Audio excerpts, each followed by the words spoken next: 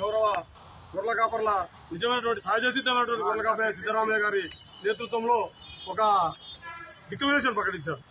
ఆ common declaration Congress గెలుపు కారణమని అనేక జాతీయవాద రాష్ట్ర మీడియా సంస్థలన్నీ చెప్తా ఉన్నాయి. కామన్ డిక్లరేషన్ తర్వాతనే గొర్రెల కుర్మలో పెద్ద ఎత్తున ఆలోచనలో మార్పు వచ్చి ఇలా కాంగ్రెస్ పార్టీ అధికారంలో రావడానికి 50% గొర్రెల కాపర్లు గొర్రెల కుర్మలు కాంగ్రెస్ పార్టీకి అండగా నిలబడితే ఇవాళ కాంగ్రెస్ పార్టీ అధికారంలోకి వచ్చింది. కానీ అధికారంలోకి వచ్చి 20 నెలలు అవుతుంది. ఇప్పటి వరకు కనీసం జీవాలకు కనీసం వైద్యం లేదు. కాబట్టి జీవాల తరఫున మేము నాయకులు మాట్లాడుతున్నాం. జీవాలు కూడా మాట్లాడడానికి ఇవాళ ఇక్కడ తీసుకొచ్చాం. వాటి గోసని మా గోడతో పాటు జీవాల కోసమే జీవాల గోడిని గాంధీభవన్లోని బీసీసీ అధ్యక్షుడు గారికి వినతిపత్రం ఇద్దామని మేము వచ్చినాం. ప్రధానంగా యాదవ కుర్మలకి స్వతంత్ర భారతానంతరం లేదా ఉమ్మడి ఆంధ్రప్రదేశ్ కానీ హైదరాబాద్ రాష్ట్రంలో కానీ యాదవులు కుర్మలు మంత్రివర్గంలో లేకుండా ఉన్న కొనసాగుతున్న మంత్రివర్గం ఇది ఒకటి మాత్రమే. కాబట్టి యాదవులు కుర్మలు మంత్రివర్గంలో అవకాశం కల్పించాలని జనాభా నిష్పత్తి ప్రకారం బీసీసీ కార్యవర్గంలో కానీ నామినేటెడ్ భవనంలో కానీ ఖచ్చితంగా అవకాశం కల్పించాలి. అంటే రాహుల్ గాంధీ గారు రోజు ఏం చెప్తున్నారు, జితనే ఆబాది ఉత్తనే భాగీదారి అంటున్నారు. అంటే ఎవరి జనాభా ఎంతనో వారి జనాభా నిష్పత్తి ప్రకారం వారికి వాటా కల్పిస్తామంటున్నారు. కానీ మాటలలోనేమో జనాభా నిష్పత్తి ప్రకారం మాట అంటున్నారు. కానీ 20% ఉన్నటువంటి 40 లక్షల జనాభా ఉన్నటువంటి గొల్ల కాపర్లకి గొల్ల కుర్మ యావలకు మాత్రం మంత్రివర్గంలో ఎలాంటి అవకాశం లేదు. 2 సార్లు మంత్రివర్గం విస్తరణ చేశారు.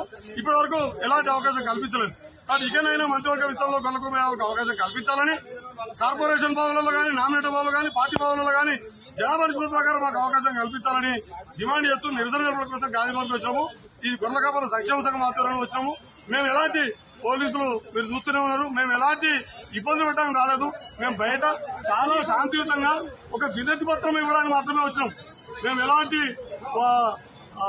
ఇప్పుడు చట్ట వ్యతిరేక కానీ ప్రజాస్వామ్య వ్యతిరేక కానీ శాంతివాద విఘాతం కల్పించే పనులు మేము చేయట్లేదు. మేము కేవలము వినతి పత్రం ఇవ్వడానికి మాత్రమే వచ్చినాము. మా వినతి పత్రం కూడా మేనిఫెస్టోలో పెట్టిన పార్టీ. మేము కొత్తమ్మ కోరికలు కోరట్లేదు. కాంగ్రెస్ పార్టీ మేనిఫెస్టోలో సిద్ధరామయ్య గారు మా నాయకుడు సిద్ధరామయ్య గారి ద్వారా ప్రకటించిపించారు. అంటే విశ్వాసం కావాలంటే తెలంగాణలో ఆంధ్ర ఉన్నటువంటి నాయకులు జాతీయ నాయకులు కాకుండా కర్ణాటక సిద్ధరామయ్యతో ప్రకటించిపించారు. జీవాలకు 2 లక్షల సంబంధించినటువంటి నగదు బదిలీ ఇస్తామన్నారు. జీవాలకు ఇన్సూరెన్స్ కల్పిస్తామన్నారు. వైద్యం కల్పిస్తామన్నారు. జీవాల కాపులకు ఇన్సూరెన్స్ కల్పిస్తామన్నారు. ఏ ఒక్క హామీని కూడా 20 నెలలుగా 4 నెలలకు ఒకసారి నట్టల మందు వేయాలన్నా ఒక్క గొర్రెకి 7 రూపాయలు ఖర్చు వస్తాయన్న 35 రూపాయలు ముచ్చట ఇది. ఇప్పటికి 5 విడతలకు ఇవ్వాల్సి ఉండే. నట్టల మందు లేదు, వైద్యం లేదు, ఇన్సూరెన్స్ లేదు. కనీసం మాత్రమే మాట్లాడాలంటే మంత్రివర్గంలో ఎవరైనా ఏ జాతికైనా ఏ సామాజిక వర్గానికైనా వారి వాయిస్ వినిపించడానికి మంత్రివర్గంలో అవకాశం ఉండాలి. లేదా కార్యవర్గంలో మాట్లాడాలంటే కార్యవర్గంలో అవకాశం ఉండాలి. లేదా నామినేటెడ్ భవనంలో అవకాశం ఇస్తే ఆ జాతికి వాళ్ళు సేవ చేయడానికి అవకాశం ఉంటుంది.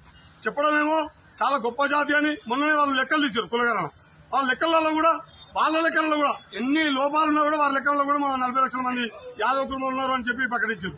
కాబట్టి లెక్కలలో తేలిన వాటికి అమల్లో ఏమాట వస్తుంది మీకు. దయచేసి మా ఆవేదన అర్థం చేసుకోండి. గొల్ల కుటుంబ యాదవులకు అండగా నిలబడండి. జీవాల వైద్యానికి జీవాల ఇన్సూరెన్స్ అవకాశం కల్పించాలని మీ ద్వారా మా గుండెల్లి అయోధ్య యాదవ్ గారు రాష్ట్ర ఉపాధ్యక్షులు, మా రాష్ట్ర ఉపాధ్యక్షులు మారం తిరుపతి యాదవ్ గారు, మా మిత్రుడు జాతీయ యాదవ ప్రబోధ సమితి జాతీయ అధ్యక్షులు మేకం రాములు యాదవ్ గారు.